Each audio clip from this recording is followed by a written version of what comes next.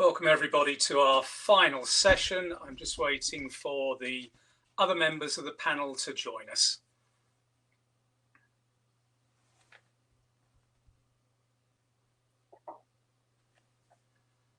So welcome Didier. Welcome. Hi. Thank you very much indeed for a fantastic session earlier. No problem. I will look to build on that.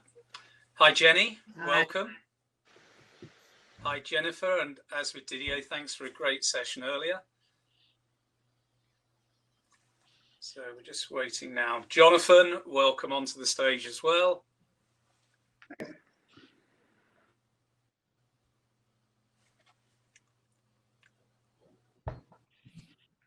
We're just waiting for one final person to get onto the stage. Sue is just about to join us. She is in the building, Sue is in the building. Hopefully, unlike Elvis, she hasn't left the building. But I tell you what, whilst we wait for Sue to join us, I'll run through what we're going to be doing. So what we've done is we've listened to all the sessions and pulled out key insights, key questions, etc. And what I've tried to do is synthesize that down into a set of questions for our audience. The aim of this session is to provide the bridge from what we've talked about to the reality of people's jobs. So we have a combination of Didier and Jennifer with their view from IMD, but Jenny, Jonathan and Sue, when she joins us, both have that deep experience of having worked as group HR directors, and in Jenny's case recently with a portfolio of non-executive directorships. So let's start off then. You know, certainly to me, one of the common themes to every single thing we've done is it's about culture. And in particular, how do we create a more adaptable culture in our organizations? So Jenny, maybe could I start with you? You know, from a practical perspective, what can we actually do to create this more adaptable culture? Thanks, Nick, and it's an absolute privilege to be on this panel in such a fantastic company. So I guess I'll answer that question from both my own experience of having been a chief people officer, but also now, as you said, Nick, I sit on a number of boards across a number of different sectors. And I guess, you know, culture is a topic that I think is surfacing more and more in the boardroom as part of board discussions, not just as standalone HR sessions. And I think, you know, what's really important, I think, when we engage with that topic of culture is to deconstruct it. You know, we tend to talk about culture as a very big abstract concept, but actually culture is the sum of you know, the collective sum of individual behaviors. And I've always believed quite passionately that in seeking to develop, engage, change cultures, or facilitate rather the change of cultures, it's as important to pay attention to the work that is required at the individual level as it is at the macro level, the collective level. So I think in terms of that ongoing quest for adaptability, I think for me it starts with helping people to understand the why. And again, I think this piece is where organizations sometimes race through. They sometimes try and race through that need to ensure that everybody understands the need for why. And I guess, you know, what I've increasingly come to believe, and you know, also looking back at some of my own lived experience and thinking, goodness me, if I'd only slowed down and ensured that people really did understand that need for change, maybe they would have engaged, you know, more deeply, and we would have, you know, maybe been able to build greater adaptability across the system. So I think my first kind of point, again, drawn from my own experience, is slowing down and creating spaces for dialogue, ensuring that people really understand the need for adaptability and the need for change and what it means for them as individuals. So, you know, again, purpose is something that I think organizations have been engaging with more and more in the boardroom, as well as obviously across broader organizational domains. And I think it's about deconstructing that purpose and helping people to understand, what does that really mean for me? You know, what is it that aligns my purpose with the bigger purpose of the organization? And I think if you can get those conversations going in, you know, ideally, and I think this is where maybe the virtual world helps us, in slices of the organization that haven't traditionally spent time together. I think that enables you to have a rich dialogue and an exploration of people's own kind of views on, you know, the current culture, the requirements of what needs to change, and therefore to co-create that path to adaptability. So I guess if I could maybe just summarize, for me, it's about avoiding top down.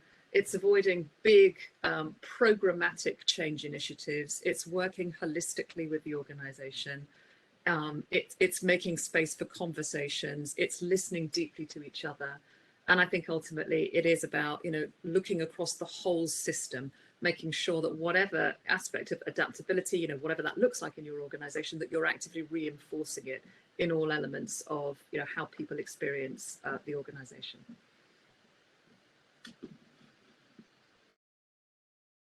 Nick, you're on mute. Of getting old and using virtual technology, I really like what you're saying. This is not programmatic system change from the top down. Anything that anybody else would like to add on that before we move on to the next question, which will actually build very much on that theme? I can quickly join in. So thank you, Jenny. I think the one thing I've seen, especially during COVID, is helping with agility, and that can be defined in many different ways, is really developing a culture of empowerment where the beauty of the virtual world is that you can't micromanage. It's really hard, at least. So for those of you out there who are control freaks, you're already noticing the anxiety that this produces. But I think, we say, okay, empowerment is such a buzzword. What really is empowerment? And I think just merely a culture of three things being clear is, what is the frame? Like, maybe there are some things that are non-negotiable in certain tasks or in certain processes, and that being really clear, like this is non-negotiable. But then anything inside that frame really being for them to create and for them to bring in their creativity on. The second one is a culture of feedback, right? Because essentially, if someone other than you is doing it, they're not going to do it exactly as you would do it. And maybe they might make a few quote unquote mistakes. And so is it also an environment where feedback is a regular part of the culture, and you're saying, you do this really well. You did it even maybe better than I could have done it myself, but maybe rethink this part, right? And then the last one is psychological safety, because when you send people off, if they're not being micromanaged, it's inevitable they're going to hit a roadblock or find a challenge. And if there's not psychological safety to come back to you as a leader to say, I don't understand this, or I'm having trouble, then they're going to go off in the complete wrong direction, and it's going to be too long before you can, or it's going to go too far before you can rein it in. So I think really having a true culture of empowerment is key to being an agile working environment. Thank you. And maybe, Jonathan, if I can pick up on that and get your view, because another theme I've heard all over the last 2 days is the need to get away from central control.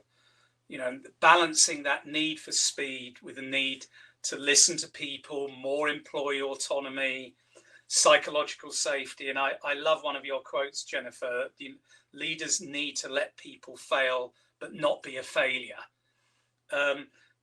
So a simple question, Jonathan: are we developing our leaders to play these roles? Because in my experience, that's not where a lot of leaders have come from. So how do we help them facilitate other people rather than have that traditional top-down view of leadership? Yeah, it's a great question. Thanks, Nick. I mean, a couple of things that occurred to me. One is, although you don't want it to be top down, there is a big role for role modeling in how leaders play that role.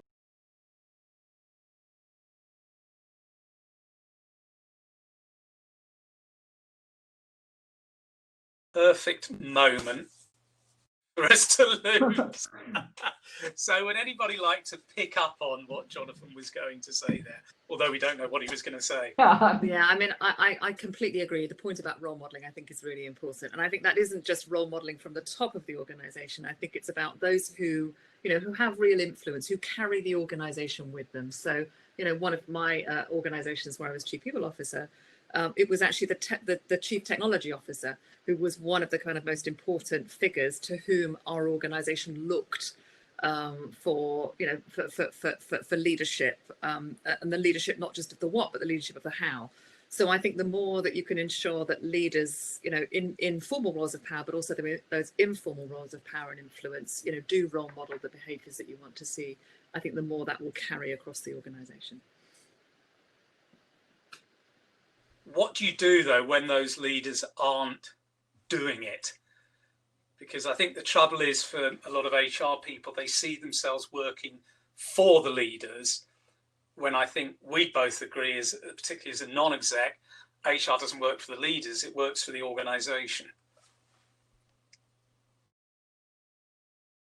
I've always thought, again, that one of the most powerful roles that HR leaders play is to hold the mirror up. You know, I think we do a lot of that piece about, you know, enabling people to understand themselves, but I think that power of holding the mirror up and helping them to understand not just, you know, how their behavior is being, how they think they're behaving, but how their behavior is actually landing. So I think that role that HR plays in holding the mirror up and helping them to ensure that they're not looking in a mirror that might be slightly, you know, kind of slightly warped or slightly smoky, but actually seeing the clear, unvarnished reality of how their behaviors are landing within the organization, but also then giving them, you know, the support, you know, helping them to understand what is it specifically that they need to do differently to have a greater, more positive impact. I love that. I think it's a great point, Jennifer. And we know that as you move up the hierarchy, right? I talked about feedback before, you just get less feedback. And so I don't always think that ex-leaders are just being kind of self-serving or selectively ignorant. I think it really is that the system also allows them to not have that mirror in front of them anymore.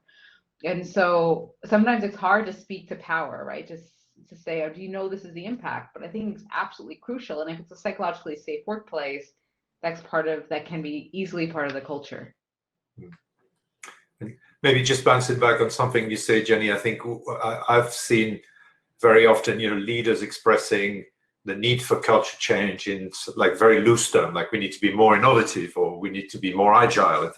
And I think you mentioned the translation part, and I think that's hugely important.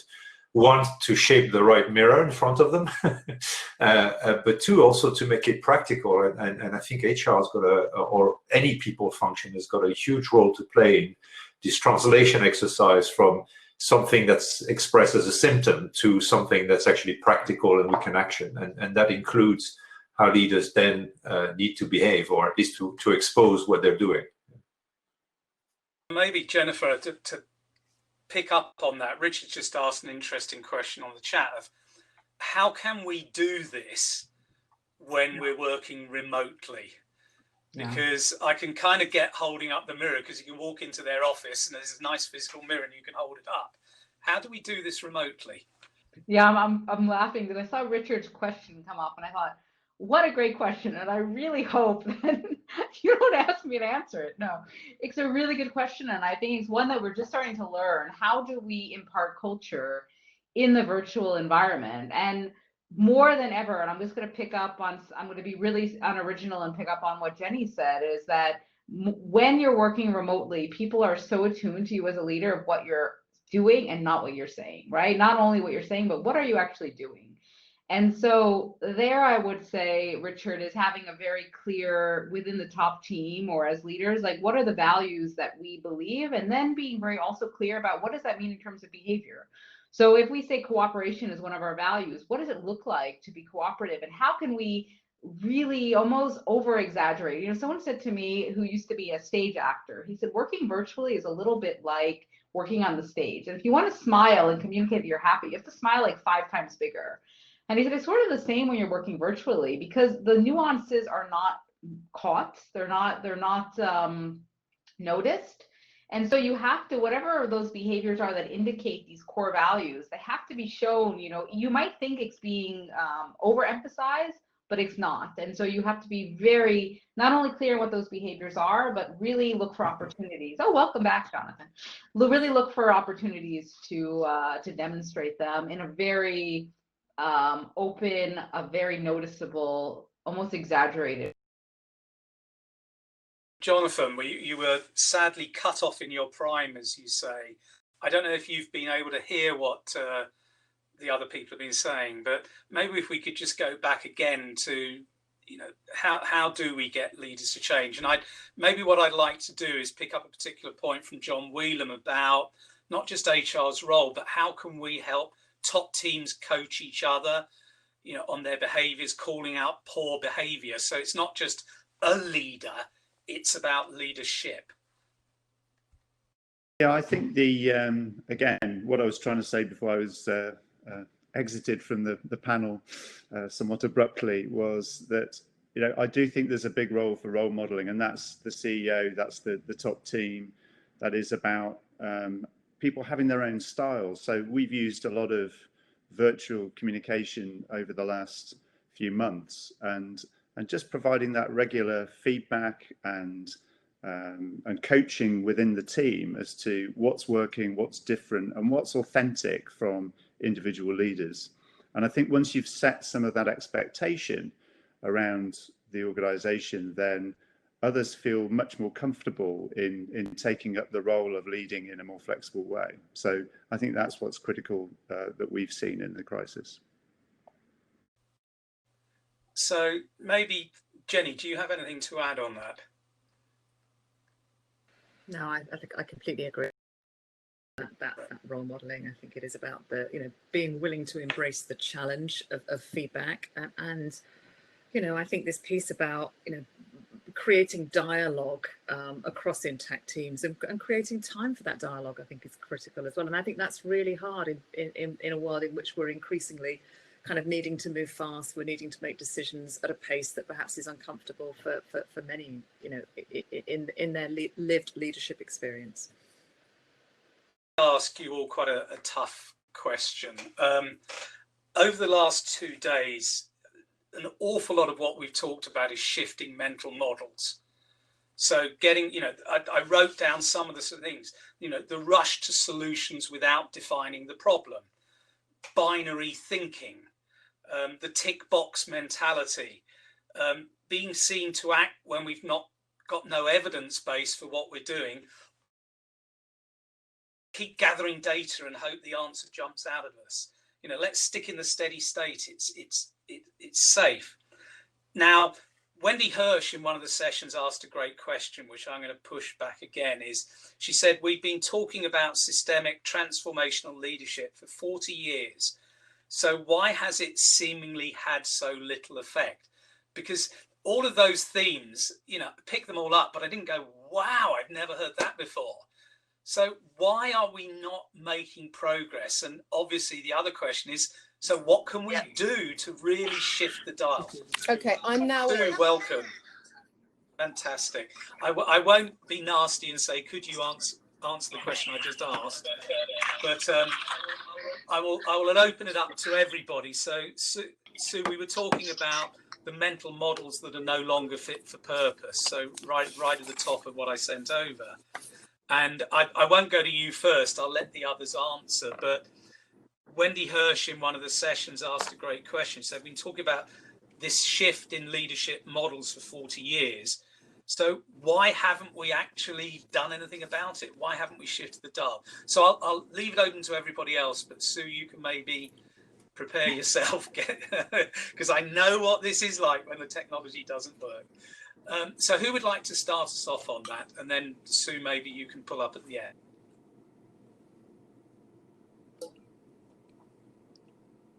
Do you want me to have a go at that one, Nick? Thanks.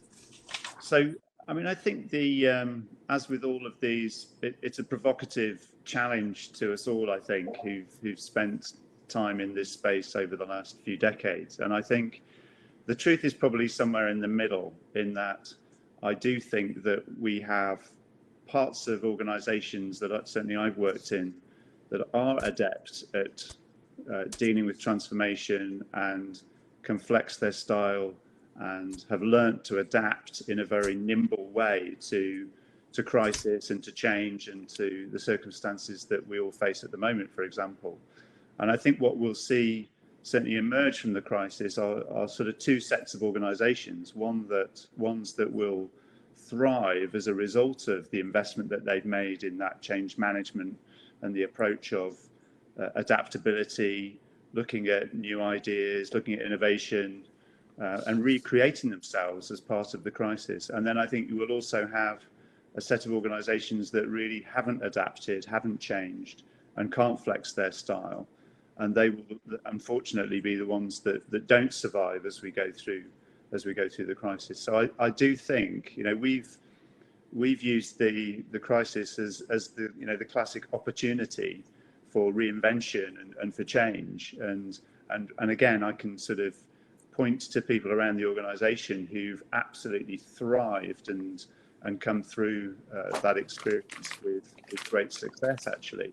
And there are others who are struggling, and obviously we want to support those people, but actually, it's definitely brought some of the more innovative, change-orientated transformation thinkers to the fore in my experience. So I'd like to push back a little bit on Wendy's generic comment. I think she was being deliberately provocative, and I love a provocation. And I remember somebody being very provocative to me back in 2009 when he said, "Never waste a good crisis." And as you say, it's the organisations that don't waste the crisis that will survive and thrive. It's the organisations that adopt the three monkeys syndrome of, "Don't worry, it'll all be all right in the end." So without putting you on the spot, Sue, would you like to join in the conversation? Yes, thank you, Nick. And I have to say, it's 50 minutes of technology challenge this morning. But good morning, everybody. So a few reflections joining the conversation. So the first thing I suppose I would like to say for all of us, I think that we have critical roles to play as leaders in our organizations. And I think it's important to recognize that our first responsibility is always to the organization. And we have a role to play in helping to deliver business results in whatever environment that we're in. And I think we have to take this opportunity to really rise to the challenge and work with our colleagues and help lead through these really challenging times.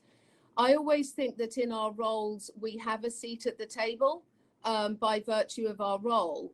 But I think what is really important right now at this moment is that we take that seat and that we fill it. And why is that? Well, look, I think, and I'm sure it's been talked about a lot, I know, over the last day and a half. The world is changing so fast, so many new pressures. It's not only COVID, environmental risks, environmental concerns, climate risk, human risk, real human risks around not only physical health and safety, but also mental health and well-being, new technologies, new ways of working. There are so many new pressures on organizations and on leaders. And I think also employees are increasingly expecting more of their employers. The employee value proposition, how we take care of our people. And there is so much that leaders need to get to grips with. And I think it probably is right that some of the paradigms and ways of thinking are needing to change, and they're needing to change quite rapidly.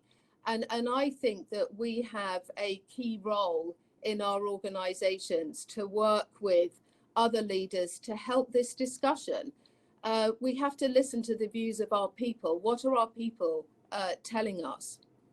But most importantly, I think sometimes, how do we create that time to step back and reflect? I think the risk sometimes that can be that we can get so involved in the day-to-day, managing crises, the minutiae, and of course we need to do that, and organizations need to do that. But how can we create the time and the space to sit back, get up onto the balcony, look up and out, and really think through, well, what are these pressures that are impacting us? And how do we start to give our organizations and our people a sense of the future, and how we need to think and act differently in order to be able to address those challenges that are facing us? And I think there's part of that which actually is admitting that there's some vulnerability. We maybe don't have all of the answers, but actually in that environment, what is really important is to be able to take the time to step back and have the important discussions. It's interesting. Last year, I attended a session with Howard Yu. So one of Didier and Jennifer's colleagues, he talked through a concept called LEAP. And what I took out of it was we don't do enough deep thought, that we do not stand back from the day to day and think those deep thoughts. I want to build actually on your start, Sue, where you had the joy of digital transformation in what we're trying to do. And maybe Didier, I wanted to pick up on your session. Again, one of the quotes was, it requires a 5% improvement in technology and 95% improvement in people, change management, reskilling, etc. So you talked about it a little bit in your session, but could you expand again on what is HR's role in digital transformation? Because we are experiencing it now, and Jonathan and Sue and all of us have experienced that digital transformation isn't straightforward. It doesn't always do what it says on the tin. Yeah, yeah, absolutely. So the quote was actually from the chief digital officer of Michelin, the tire company. So, and I don't know if 95.5 is the right number, but I think he made the point very loudly. And I will really bounce back on what Sue said. I think we're in my mind, you know, I've seen too many people try to get a seat at the table. And yet, when you look at what the issues are around digital transformation, they're pretty much 95% people in organization. You know, it's about governance, about reskilling, it's about all this. So I think, and I think, as you point out, Sue, I think we have a unique opportunity now to really rethink what these organizations should look like in the face of what we're experiencing now. And it's partly a COVID acceleration, but a lot of these trends were existing before. Automation, you know, we've debated the robots versus the job and all this forever. So these are being accelerated. And I think rather than a seat at the table, I would encourage, you know, HR people to take the table or steal the table, because that's going to be, you know, it's going to require a change of HR as well, in terms of the proactivity that this requires. But so I think what I like to see certainly is that when it comes to digital transformation, that we, as I mentioned this morning, I'd love to see the cursor shifting from the beauty of technology to a bit of organizational innovation, because I think that's what we've been talking about for a long time, but yet we're still living in this 95-year-old organizational model that were built for a different purpose. So I think it's much more, in my view, going forward. At least I'm praying that it will happen. That HR and L&D and anybody who cares about people in organizations should actually steal the table and be much more proactive than they were in the past. Yeah, I really like that. We shouldn't wait to be asked. Ask forgiveness, not permission. Anybody else would like to add that? Because I think it's a really rich vein here. Oh, well, sorry, Sue, you go ahead. No, I just build on Didier's points, because, you know, resonates with me. And I think oftentimes in these major transformations, particularly involving technology, actually the easy bit is about the technology. The much harder bit is around the organization, the skills.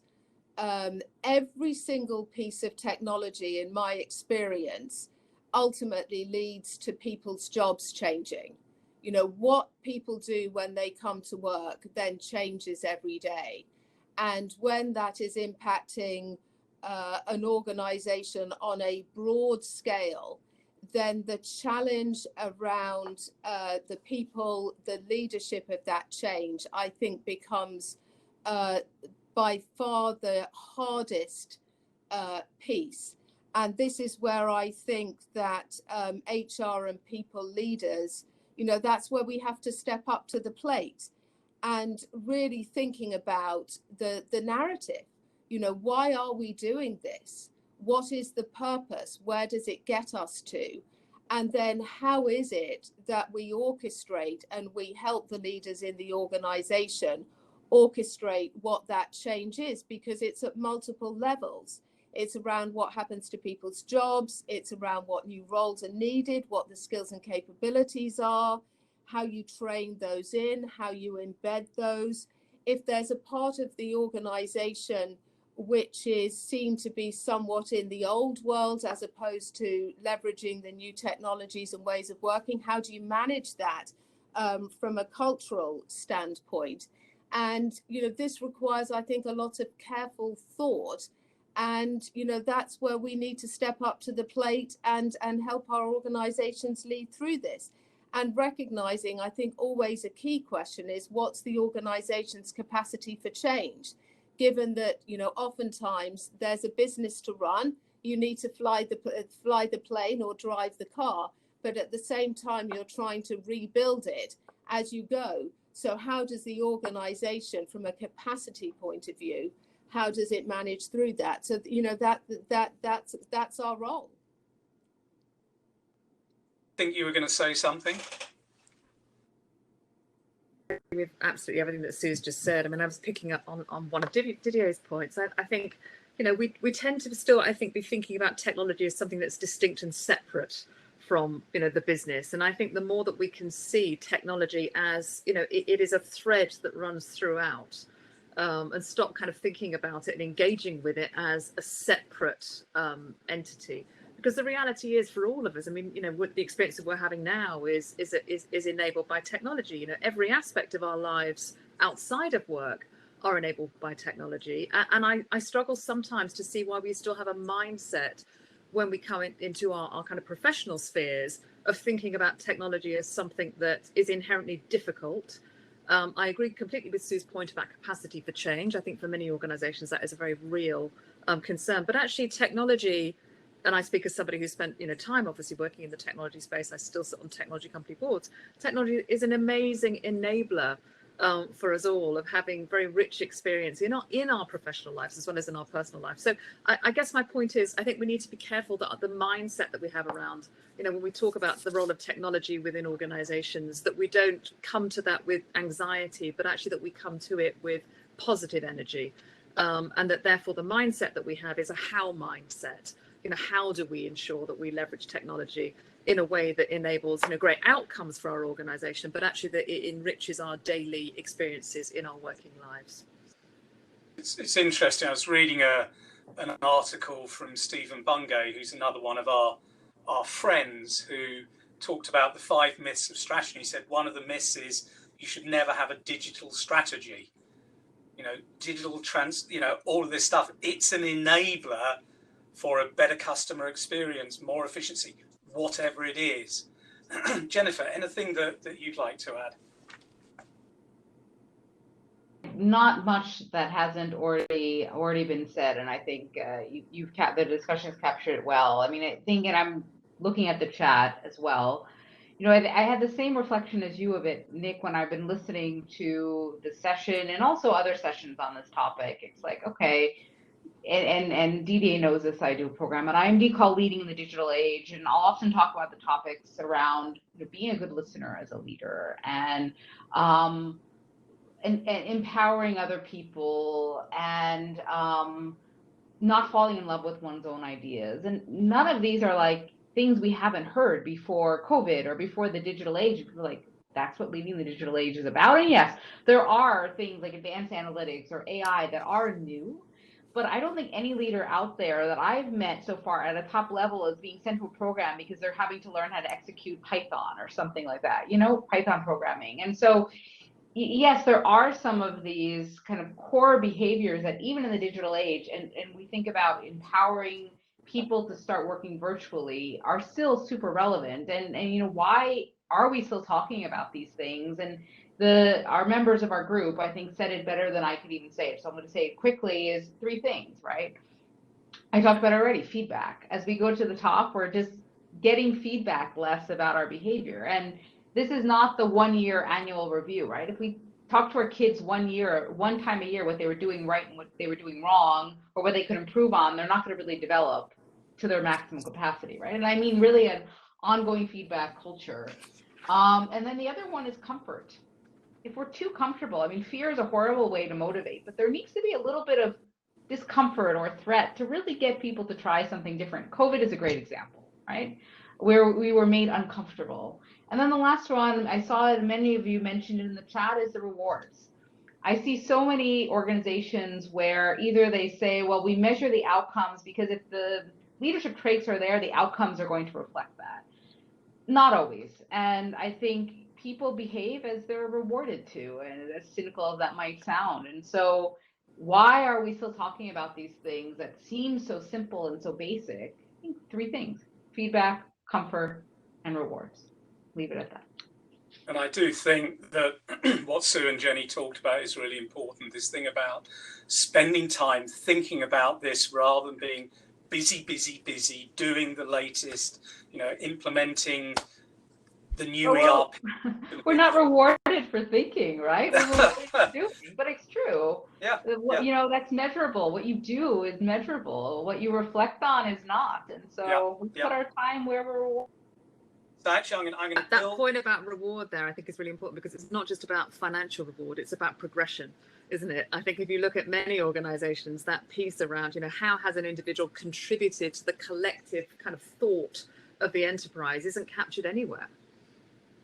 So Jonathan, I want to pick up on some other themes from yesterday. There were issues around resilience, well-being, diversity, etc. And this sort of theme that people in the business want HR to do stuff. Let's do stuff. Does that really lead to lasting change? Rather than integrating all of this into how we do things in the business. So again, what role can HR play in that space?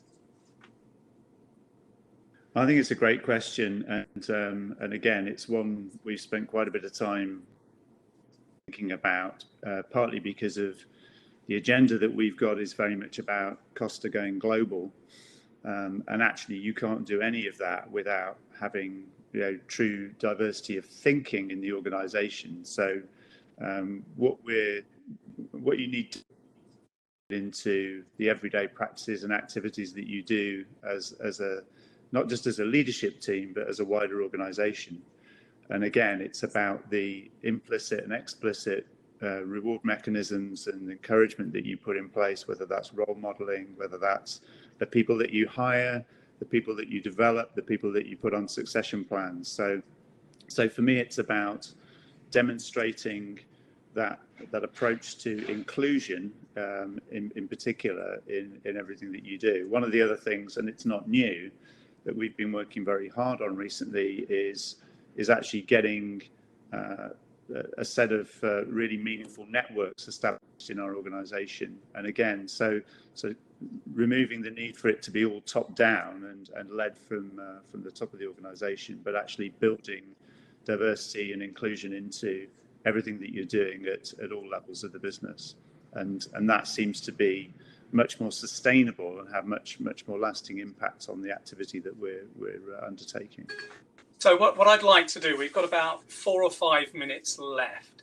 So I'm going to warn all of you, I'm going to ask you 1 minute, what's your big aha moment, your big message that you would like to pass on? And I'm not going to put you on the spot. Who'd like to start us off? Happy to go first, Nick, if you want, Thanks, just to help out with the rest of the team. And it's partly because I think for me it's just a bit of repetition of what I've already said. So for me, I think the quote that's been used a couple of times just in the dialogue that we've had today is use the crisis as a force for change and an improvement in your organisation. Put yourself in that position of discomfort, of managing on the edge, being and testing the capabilities and attitudes that you need to generate within the organisation. So it's use the crisis to generate change. Awesome, thank you. Can I build I'm on happy that? to go next. Okay, Sue, off you go, and then Jenny. So I would, go back to where I started. I think really fill the seat that you have at the table, take the table. I think this is a great opportunity for us as leaders in our organizations. I think we have complex issues to deal with around leadership, around diversity and inclusion, around taking our organizations to deliver results in an increasingly uncertain and ambiguous environment. And I do believe that that it is our time and that we need to step up to the plate. It's important to see ourselves as peers, with the CFO, a seat with the MD, the CEOs of the business. And I think there is a unique role for us to play in facilitation, in asking the questions that other people in the organization may not be asking, and critically to make sure that leadership teams are taking that time to really think carefully and deeply about where and how to take organizations. So that would be my bit. Fill the seat at the table. See yourself as the real player. Take the space. Brilliant. Jenny? Yeah, I mean, I completely agree with that. I think the point about this is a moment to step forward. This is a moment to ditch the imposter syndrome that I still fear kind of dogs many in the HR function. And I think in order to do that, I think we have to be really honest with ourselves about, do we really understand what drives our business? Not just from a people and culture perspective, but do we actually really understand the key performance drivers, short and longer term, within our organization? And are we really focused on understanding our broader ecosystem? Not just our direct customers, not just our direct supply chain, but what's happening at the edges of our system. And I think the more we can do that, the more it gives us the opportunity to bring that stimulus back into the organization. We don't need to know all the answers, but we need to be able to offer up brilliant challenges in order that the organization can create moments of deep reflection and then find our way to the future. So I think ditch the imposter syndrome would be mine. And ask great questions. Didier? I mean, I couldn't agree more. I would maybe add one layer. Is I do think that in the difficult period that we're going into in 21, 22, economically at least, I think we will see that some organization will really suffer if you double down on cost, stop innovation, don't invest in digital transformation, and care about the people as a support function just to pay the salaries. I think so. I do see. I think, Jonathan, you mentioned it. These kind of firms that will really seize this opportunity to change with all its ambiguity, with all the testing and failure that's going to go with that. And a bunch of firms that will just wait until it gets back to normal and really suffer through that crisis. Jennifer, final word from you. So I think, the only thing I would say to keep in mind as an HR community is I've noticed we talk a lot about sustainability nowadays, but I think the most important resource we have is our people, right? And just really thinking about the boundaries in the virtual world. I've heard more people getting burned out, and it's a bit deceptive, right? Because you're at home, you don't have to dress up as much. We think, okay, we can, even fit more meetings in. And I've been hearing more and more people report exhaustion and burnout. And so I guess that would be the last thing I would say. Don't underestimate that, and really be very clear as an organization, what are our boundaries as humans, and respectful of those. Thanks very much to all of you. Just before I hand over to Carmen to close us down, just a few personal reflections. I think these 2 days have really made me think what should be top of the agenda for us as HR leaders in the coming months. Picking up on your point, Jenny, I would put productivity and performance at the absolute top. But how do you drive that in a virtual world? Long-term capability building. What capabilities do we need to invest in to help us reset, renew, and thrive? And the 2 themes I picked up was adaptability and autonomy. Wisdom lies with the people. Our job is to give them a voice. The third thing for me is innovation is underpinning all of this. So how do we set up ourselves and our teams to focus on innovation, not on HR process completion or risk avoidance or, you know, the latest HR focused irrelevant silver bullet that we all would love to see. And I think finally, and my biggest single takeaway is the importance throughout this of the leadership we're going to require. And how does HR step up into the role to coach leaders, to hold the mirror up to them, to facilitate top teams through this, but also to have the courage to call out leaders who won't get through this. You know, that we work for the organization, not for leaders. Sometimes we need to have the courage to call that out. But I think my last thought is I've heard a lot, but equally let's avoid over-promising and under-delivering. Let's focus on the one or two vital things we're going to do really well. So with that, panel, thank you very much indeed. And let me hand over to Carmen now to close down the conference. It'll take just a couple of minutes for us to leave the stage and for her to take over. Am I off mute? Yes, I'm off mute. Hello again, everyone. I'd just like to take a moment for thank yous and goodbyes. First, thank you all for joining us, for attending our first digital conference and giving us your time. We hope you've enjoyed the sessions, the insights, and the opportunities to connect. Thank you to all of our speakers and partners, without whom, of course, this would not have been possible. I would like to thank CRF's own Athena Kitching, Head of Operations, and Richard Hargreaves, our Commercial Director, for their organization and for pulling everything together. Finally, I would like to remind everyone to be on the lookout for the conference retrospective. It will contain full recordings of each session, key takeaways, and further resources. Do look for it by email later this week. And please do feel free to stay and network on tables and at partner stands until 1:30. And do turn your camera and microphone on at the bottom of the screen to facilitate your discussions. And we look forward to seeing you at our next event. Thank you.